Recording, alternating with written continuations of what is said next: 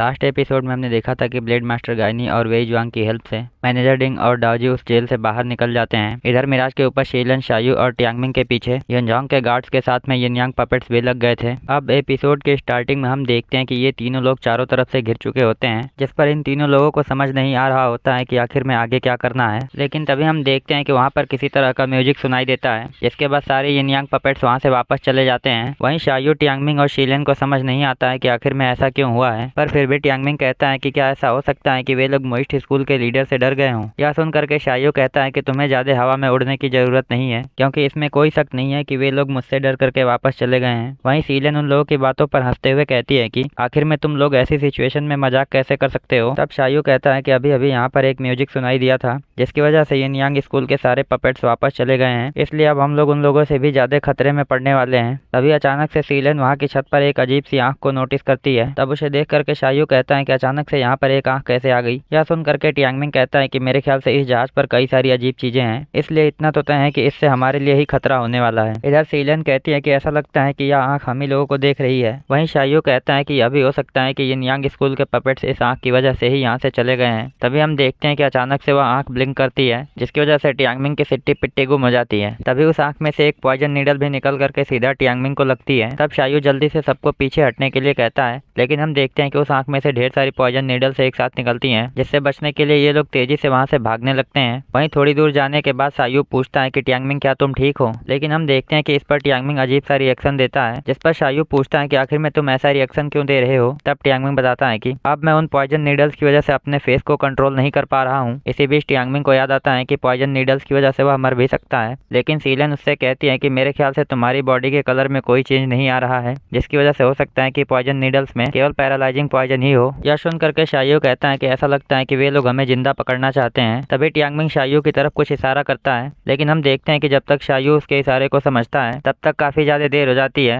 इसलिए टियांगमिंग शायू के पीछे बनी आंख से आने वाली सारी पॉइजन नीडल्स को अपनी बॉडी के ऊपर ले लेता है। तब हम देखते हैं कि अब शायू टियांगमिंग को उठा करके वहां से भागता है, जिसके बाद ये लोग एक कॉर्नर में आकर के देखते हैं कि पूरे के पूरे कॉरिडोर में ढेर सारी आंखें बनी हुई हैं।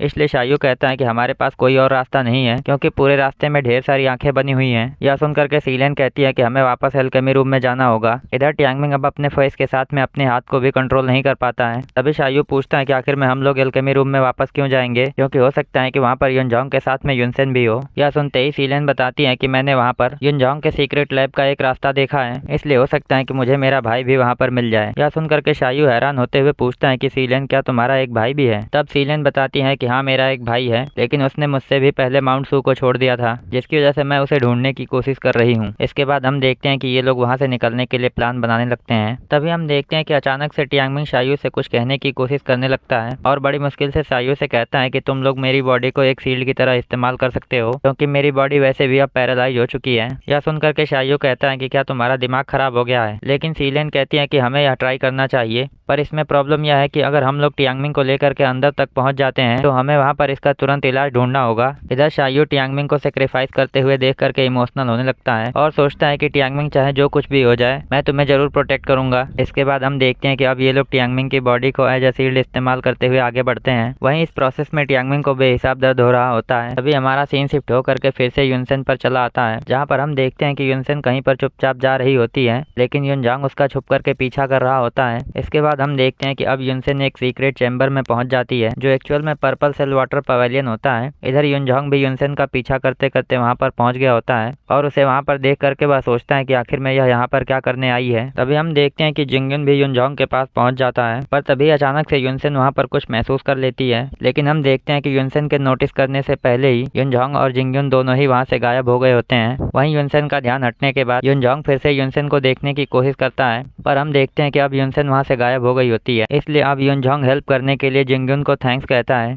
तब जिंगयुन कहता है कि यह बहुत ही अजीब बात है कि युनसेन यहाँ से गायब हो गई है। यह सुनकर के युनजांग कहता है कि मैंने सुना है कि कुछ समय पहले यहाँ पर एक कैदी को लाया गया था, लेकिन किसी को नहीं पता है कि उस कैदी को कहाँ पर रखा गया था। इसलिए क्या ऐसा हो सकता है कि युनसेन को उस मामले में सब कुछ पता हो। तब जिंगयुन कहता है कि क्या ऐसा हो सकता है कि वह कैदी यान फेई हो। इस पर युनजांग कहता है कि नहीं, मेरे ख्याल से वह कैदी यान फेई नहीं है। इसके बाद हमारा सीन शिफ्ट होकर के फिर से युनजांग के एल्केमी रूम के दरवाजे पर आ जाता है, जहाँ पर खड़े गार्ड्स देखते हैं कि अचानक से टियांगमिंग उनके सामने आकर के कुछ अजीब हरकतें कर रहा है। लेकिन जैसे ही वे लोग टियांगमिंग की तरफ बढ़ते हैं, हम देखते हैं कि शीलन उन पॉइजन नीडल्स का इस्तेमाल उन लोगों के ऊपर कर देती है। इधर टियांगमिंग पैरालाइज होने की वजह से अपने मुंह के बल गिर जाता है। तब हमें दिखाते हैं कि उसके बैग के ऊपर ढेर सारी पॉइजन नीडल्स चुभी हुई होती हैं, जिन्हें निकालते हुए शायू कहता है कि मैंने कभी नहीं सोचा था कि इन नीडल्स का हम लोग इस्तेमाल भी कर सकते हैं। यह सुनकर के टियांगमिंग सोचता है कि मैं तुम्हारा बड़ा भाई हूँ, इसलिए तुम्हें मुझे थोड़ी सी रिस्पेक्ट देनी चाहिए। इसके बाद हम देखते हैं कि शायू उन गार्ड्स को उन्हीं की जगह पर खड़ा करते हुए उन्हें 2-4 और पॉइजन नीडल्स को चुभा देता है। जिसके बाद हम देखते हैं कि अब ये लोग यंजोंग के एल्केमी रूम में चले जाते हैं। तब हमारा सीन शिफ्ट होकर के राजकुमार फूसू के मैंसन पर चला आता है, जहाँ पर हम देखते हैं कि जनरल हान और प्राइम मिनिस्टर लीसी पहले से ही मौजूद होते हैं। लेकिन राजकुमार फूसू काफी गुस्से में होता है, इसलिए वह जनरल हान से कहता है कि मेरे ख्याल से तुम ही जेल के इंचार्ज थे,